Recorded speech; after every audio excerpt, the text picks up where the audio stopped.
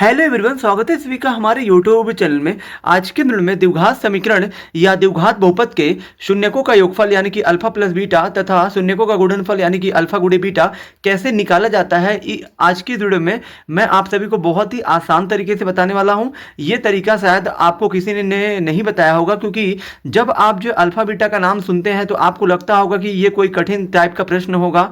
ठीक है, तो ये जो है बहुत ही आसान है। कैसे आसान है ये जानने के लिए वीडियो के अंत तक जरूर बने रहिएगा।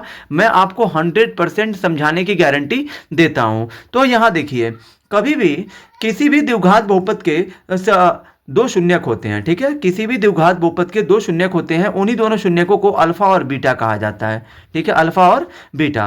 पहले वाले शून्यक को अल्फा कहा जाता है, दूसरे शून्यक को बीटा कहा जाता है। ठीक है, तो यहाँ पे अल्फा और बीटा से संबंधित प्रश्न बना लेता है कि शून्यकों का योगफल यानी कि अल्फा प्लस बीटा का मान ज्ञात कीजिए, या तो कह देगा कि शून्यकों का गुणनफल यानी कि अल्फा गुणे बीटा का मान ज्ञात कीजिए। तो फिर अगर आपको किसी भी द्विघात बहुपद का या द्विघात समीकरण का, चाहे अभी तो ये आपका द्विघात बहुपद है, अगर जो मैं इसी के बराबर में बराबर करके जीरो लिख दूं तो ये जो द्विघात समीकरण हो जाएगा। तो यहां पे किसी भी द्विघात बहुपद या द्विघात समीकरण का अगर आपको ये शून्यकों का योगफल और जो गुणनफल ज्ञात करना है, तो आपको सबसे पहले क्या करना है, दिए गए द्विघात बहुपद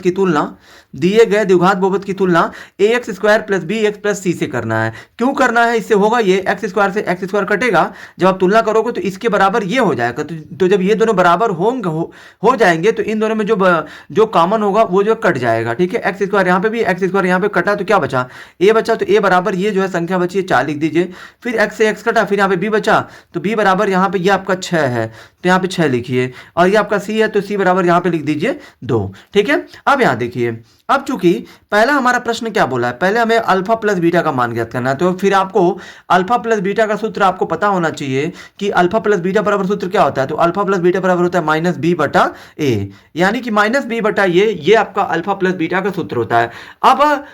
अब जो है आपको यहाँ पे समझ में आया होगा कि हमने जो ए बी सी का मान क्यों निकाला है, क्योंकि अल्फा प्लस बीटा के सूत्र में बी भी आता है, ए आता है। जब ये ए बी का मान पता रहेगा तभी तो आप जो ये बोला है शून्यकों का योगफल यानी कि अल्फा प्लस बीटा, वो हम ज्ञात कर पाएंगे।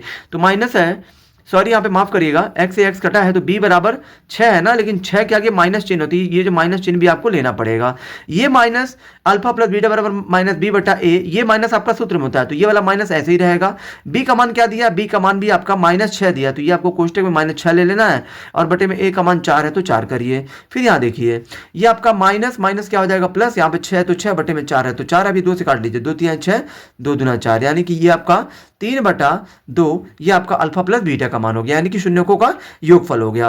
अब दूसरा हमसे प्रश्न बोला है अल्फा गुणे बीटा का मान बताइए। तो अल्फा गुणे बीटा बराबर क्या होता है, सी बटा ए होता है। तो सी का मान कितना दिया है, तो सी का मान आपका प्रश्न में दिया है 2, तो यहाँ पे 2 रखिए, और बटे में ए का मान कितना दिया है 4 दिया, तो यहाँ पे 4 रखिए। अब ये 2 से 2 कटेगा, 2 एकम 2, 2 दूना 4, और यहाँ पे 1/2 हो जाएगा, और ये आपका हो गया अल्फा गुणे बीटा यानी कि शून्यकों के गुणनफल का ये मान हो गया 1/2। तो फिर यहाँ पे आपका 3/2 और ये 1/2, यही दोनों आपके इन दोनों प्रश्नों के उत्तर हो जाएंगे। आई होप कि आप सभी को ये वीडियो बहुत ही ज़्यादा पसंद आई होगी। अगर आप हमारे चैनल पर नए हैं तो हमारे चैनल को लाइक, सब्सक्राइब और शेयर जरूर करें, जिससे आने वाली वीडियो की नोटिफिकेशन आपको मिलती रहे। धन्यवाद।